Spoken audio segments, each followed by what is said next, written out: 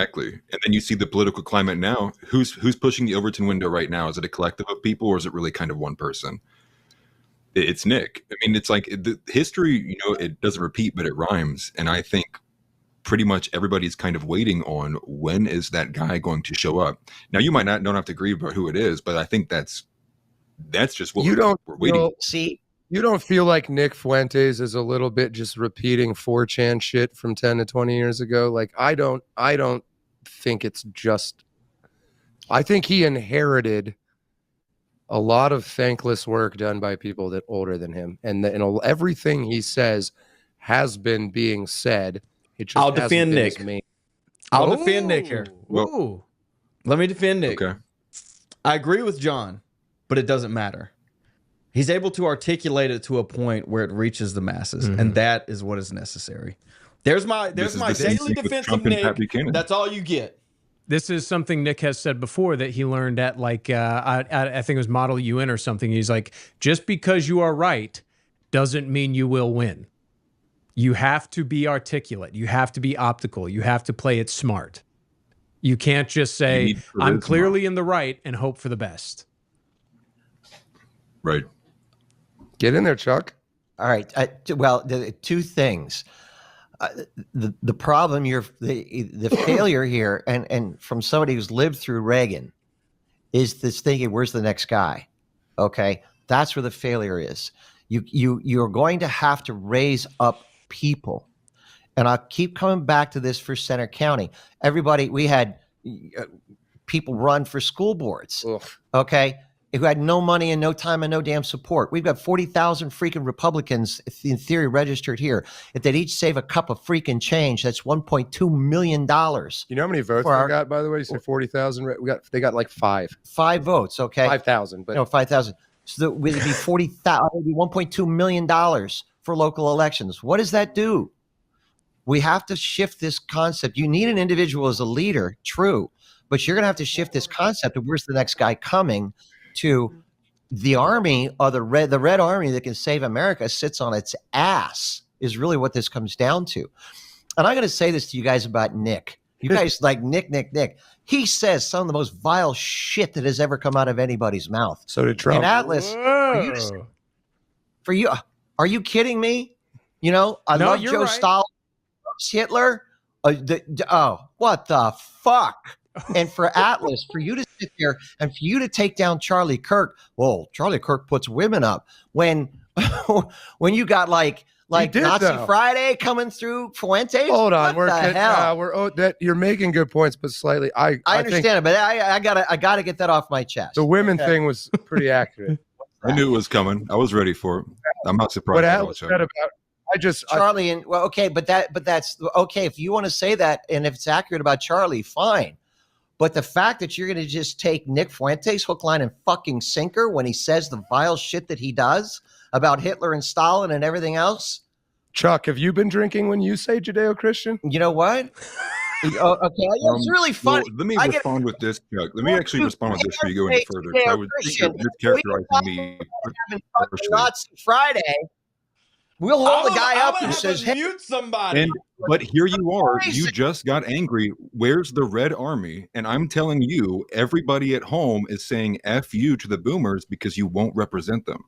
That is where the contention is. You're going, why is nobody voting? And the people at home are going, why aren't you representing us? This is the contention. Well, this is the line. Well, but this goes to the boomers themselves won't get up off their ass. The Gen Xers themselves won't get up off their ass. So this just isn't because the boomers won't represent them. Okay, it's because even the people that are involved here, and I'll say this about most of the people registered in Center County, they're not Gen Z. They're not younger. No, we're very old. All right, they're older here. So the older people don't want to get involved. And this is endemic, and this is what you'll face. Atlas, all you guys will face coming forward is that you're going to see people who should be getting involved. Even your generation are going to sit back and go, yeah, who's the leader? Who's going to get it done for us? And that's a part of what we've learned as Americans coming down through the ages. Let me ask you a question, Chuck. You remember when Trump was first running and he had that run-in with Megyn Kelly and he said she has blood coming out of her eyes? Yeah. So you're laughing. Yeah. That's not vile shit. Well, it is. It is. And I would have decried that and I did decry that. You just laughed at it, you psycho. I did. And I could laugh at what Fuentes says, but I'll tell you what, I'll sit down and say that is some of the vilest shit on the face of the earth. Do you have any interest in understanding why you're reading it as the vilest shit? I actually am old enough to understand where you're coming from. And we might agree even somewhat. But are you not interested in like why the younger guys feel that way? If I could interject with Chuck. Yep. Go ahead. Because I'm kind of on board with Atlas myself. It's Nick is a pressure release valve for young men that totally feel complete, like, and despite what the truth is, we can argue about that all the live long day, but this is how they feel. And what it is they're henpecked by women. And the truth, and here's the truth. They don't care about Hitler and Stalin. Nick says, I love Hitler, I love Stalin. He acknowledges the bad things they did, but he also acknowledges how effective of leaders they were. And that's really how deep it goes. And the point being with Nick Fuentes is it's really like him or hate him, you can't really deny his effectiveness. And the truth is like, we can argue about it all the live long day here, but the kind of messaging that is coming from maybe not you specifically, but like just the people of your generation, the mindset of young people is, okay, we've been trying that for 40 plus years. It doesn't work. You mean what we're doing today doesn't work?